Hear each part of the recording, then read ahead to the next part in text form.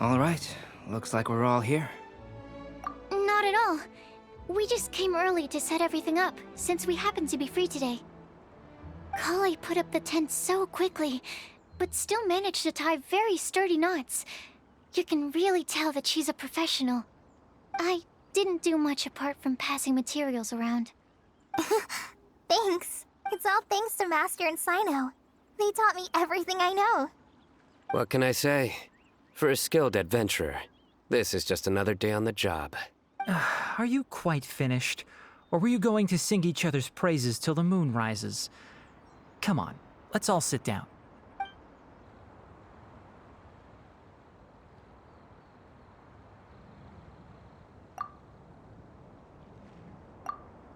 That sunshine sprat was really very good. I didn't watch you cook it, but I believe that the prominent umami flavor of the dish owes itself to more than the fish alone.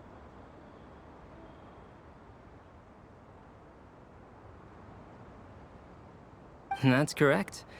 Any further deductions? Let me think. The aroma was quite uniform. Unlike that of a spice blend, it was also unfamiliar to me. So I would venture that it was a Mondstadt specialty. As far as edible Mondstadt plant species are concerned, calla lilies are usually used in soups. So if I had to guess, small lampgrass? That's right. I've long heard that Sumeru's fish with cream sauce is noted for its gentle texture, which brings out the tenderness of the fish. Here in Mondstadt, we're not quite as varied in the use of spices as in Sumeru, but the principle of bringing certain distinct flavors to the forefront through combinations of natural ingredients is very much the same. I liked it a lot. I'm curious as to the exact ratio of ingredients. I'll write a copy of the recipe for you. Would anyone like to try the nutrient-dense meal I made? I'll have some. What about you, Kale? It doesn't look like you've eaten very much. Is your appetite low at the moment? No. I just don't eat a lot normally.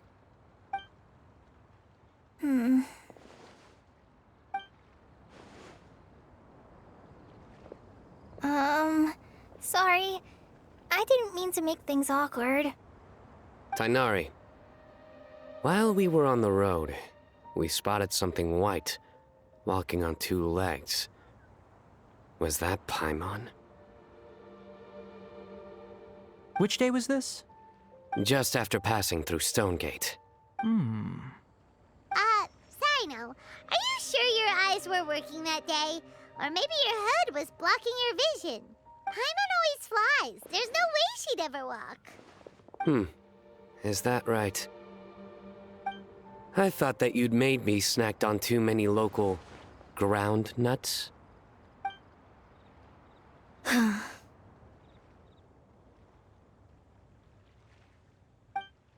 No? Not funny? Ground, you know. As in ground up, but also the ground. Ground nuts make you fall to the ground. Think of this as part of the process of getting to know Sino. On the bright side, these jokes show that he thinks of you as his friends. Still, we could test the hypothesis. What hypothesis? That plant species indigenous to Mondstadt may have an effect on the motor functions of flying lifeforms. Hey! Paimon's not your test subject! Anyway, by your logic, wouldn't that mean that eating, say, Zaitun peaches, that would make a sick Paimon peachy in no time or something?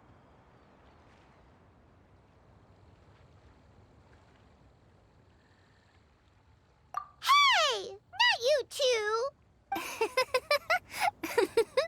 I think the Traveler and Paimon's conversations are more entertaining than Sino's jokes. I see. You must have been keeping quiet about this grievance for quite some time now. You seem much cheerier now that you're here in Mondstadt, Sino. Actually, it feels like you're a completely different person. That's because I'm Sino the Adventurer. It's not? In fairness, you only saw him in his work mode while you were in Sumeru. He's actually like this most of the time when he's in a good mood. Yep, it's true. Sometimes when he's eating, he'll grumble about how the bowl is too shallow for the amount of food it contains and other random stuff like that. I understand. Then allow me to reintroduce myself. Before, you knew me as General Mahamatra Sino. Now, please see me as Sino the Adventurer. Yeah, so that's another thing he does. He'll keep repeating something he thinks is funny until you stop trying to resist. So you have two different mental states? Almost like different phases of matter. Interesting. I want to learn to do that too. I think in your case, the two states we would end up with would be highly conscientious sucrose and stupefied sucrose. Oh, by the way, was there any reason in particular that you chose Mondstadt as your destination on this occasion? Oh, well, Lisa once told me that the Windbloom Festival is one of Mondstadt's biggest events of the year. I wanted to take this opportunity to give everyone a Windbloom as a token of my heartfelt gratitude for everything they've done to look after me. Plus, it was a good chance for Kale to get out and meet some new people. Kale Lily. What? Kale's Windbloom. Maybe she should call it a Kale Lily. It sounds very Mondstadt. There's also cauliflower, which would technically make more sense, but somehow it doesn't sound as nice.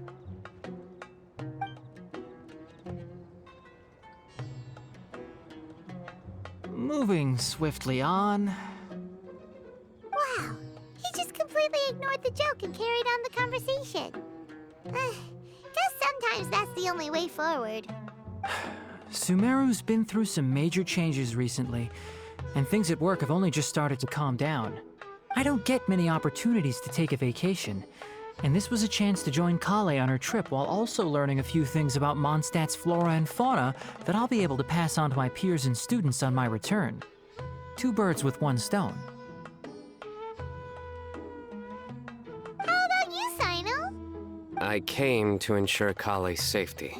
That's just an excuse. Plain and simple. Also, there's the matter of a Genius Invocation TCG custom-made card back. Aha! So you did have an ulterior motive. Have you all played Genius Invocation TCG before? And that is why I am proud to call you my friend. When I first began contemplating getting a new card back, I asked around before eventually deciding to ask the legendary Mr. Calx for guidance. A friend of mine, Sawada, whom I played cards with on occasion, had been to Inazuma for the Irodori festival. He told me that Calx was a Mondstadter, so I should try my luck there. Calx? Isn't that... You mean, he's a friend of yours? I see. So, you came to Mondstadt in search of Calx. No, that is inaccurate. I came here principally to protect Kale. You most certainly did not. Kale's been here on the quiet numerous times, and this is the first time you felt the need to join. Not only me, same applies to you too, doesn't it? If my writer friend were here now, I'm sure he would describe this curious coincidence as having the makings of a good story. It's always a pleasure to meet a fan. Oh, here it comes. Wait, you mean you're Mr. Calx? Having my new friends address me by my pen name feels somewhat unusual. Please, just call me Albedo. Huh. So you're Calx. Sino's been talking about you non-stop recently. He's intent on getting you to design a bespoke card back for him. You didn't have to say all that. I don't usually take private commissions, but I believe that we are friends now, all of us. Our conversations have been deep and interesting, and Sino, your passion for this game is indeed one of a kind. I can see it in your eyes. Obviously. And given that you've come all this way from Sumeru to see me, I'd be quite honored to take this commission. Wow, your teacher's so nice. feel the same about yours. Well, they definitely have different personalities, but they're similar when it comes to their character. So, how much should I budget for the timeless masterpiece you will produce for me? Surely, timeless masterpiece is something of an overstatement. Any artwork fit to appear on the reverse of my card decks is by definition a timeless masterpiece, even if I do say so myself. Don't mind him. These TCG nutjobs are all like this. I see.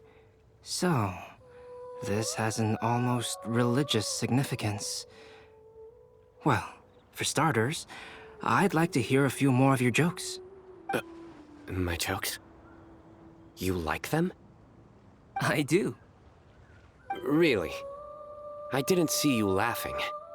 Yeah, well, the joke's ability to induce laughter is a separate matter, but I certainly find them fun. If I might interrupt, does anyone else smell something strange? My nutritional meal! Will it be okay? Should we go over and take a look too?